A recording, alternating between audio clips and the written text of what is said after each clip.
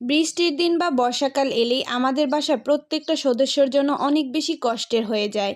এই যে দেখেন আমাদের বাসাটা যেহেতু একদম ওপেন এরিয়া, এর জন্য সামান্য একটু বৃষ্টি হলেই একদম পুরোটা বারান্দা এছাড়া হচ্ছে ছাদ ভিজে একাকার হয়ে যায়। হ্যালো এভরিওয়ান, আসসালামু আলাইকুম, welcome to my new another blog. সবাই কেমন আছেন? আমি বেশ ভালো আছি। আজকে সকাল ভোর 5টা থেকে একদম 10টা পর্যন্ত এক ধারে বৃষ্টি।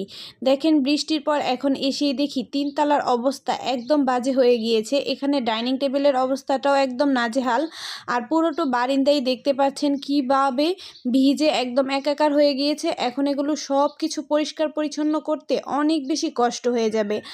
এরপর পরিষ্কার করার পরপরই দেখা যাবে যদি আবার বৃষ্টি আসে তখন আবার এরকম হয়ে যায়। এর জন্যই আসলে এই সিজনে আমাদের জন্য খুব বেশি কষ্ট হয়ে যায়। যাই হোক, তারপরও আল্লাহর রহমতের বৃষ্টি। এই তো বৃষ্টির পরে দেখেন প্রত্যেকটা গাছ যেন প্রাণ ফিরে পেয়েছে। আর এই যে দেখেন কৃষ্ণচূড়া সিজনের এই কৃষ্ণচূড়া গাছটা কত সুন্দর লাগছে। আসলে একদম রিয়েলিটিভাবে বাস্তবে এই যে গাছের দিকে তাকালেই প্রাণটা জুড়িয়ে যায়। যাই হোক, এখন হচ্ছে আমার একটা রসমালাই কেকের অর্ডার ছিল। কেকটা আমি গতকাল রাতেই বানিয়ে রেখেছিলাম, এখন শুধু এটাকে ডেলিভারি দিয়ে দেব।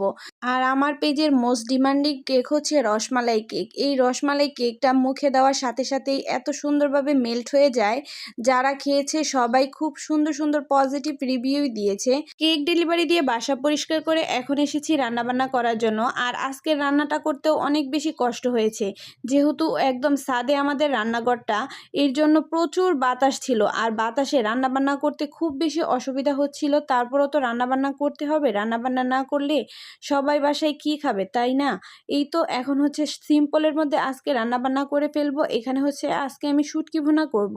এর জন্য এখানে আমি বেশ কিছুটা পরিমাণ পেঁয়াজ, কাঁচামরিচ আর রসুন একসাথে ভালোভাবে কুচি করে কেটে এখন হচ্ছে তেলে ভেজে নেব।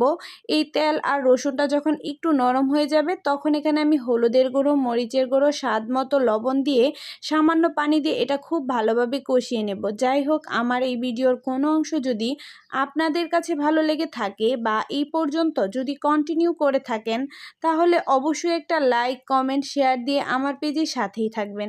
এই তো এটাকে আমি একটু সামান্য পানি দিয়ে খুব সুন্দরভাবে এখন কষিয়ে নিব। আর এখন হচ্ছে ভালোভাবে কষানো হয়ে গেলে এর মধ্যে 2টা শুটকি দিয়ে দিব। আর শুটকি থেকে মাছের কাঁটাটা আমি সরিয়ে নেব। আর এরপর খুব ভালোভাবে সময় নিয়ে এটাকে ভেজে নিতে হবে। দেখেন যত ভাজতেছি তত কালারটা আরও অনেক সুন্দর আসছে, আর এখন অনেক সুন্দর একটা গ্রানও বের হচ্ছে। যাই হোক, শুটকিটা আমি খুব সুন্দরভাবে রান্না করে এখন চলে এসেছি হাতে মেখে রান্নাটা বসিয়ে দেব। যেহেতু একদম বাতাসের জন্য রান্নাবান্নাই করতে পারতেছি না, তাই আর কষিয়ে রান্না করা আমার পক্ষে পসিবল হয়ে উঠলো না। তাই সকল মশলা টশলা দিয়ে একবারেই আমি রান্নাটা করে নেব। দেখেন মশলা দিতে গিয়েও মশলা সব উড়ে আসছে, এত পরিমাণ বাতাস ছিল। যাই হোক, ভিডিওটা আর লং করব না। সবাই অনেক ভালো থাকবেন, সুস্থ থাকবেন, আমার ফ্যামিলির জন্য মন থেকে দোয়া করবেন। আমিও আপনাদের ফ্যামিলির জন্য মন থেকে দোয়া করি। আর মুরগির মাংসটা ম্যারিনেট করতে করতে আজকে বিদায় নিচ্ছি। আল্লাহ হাফিজ।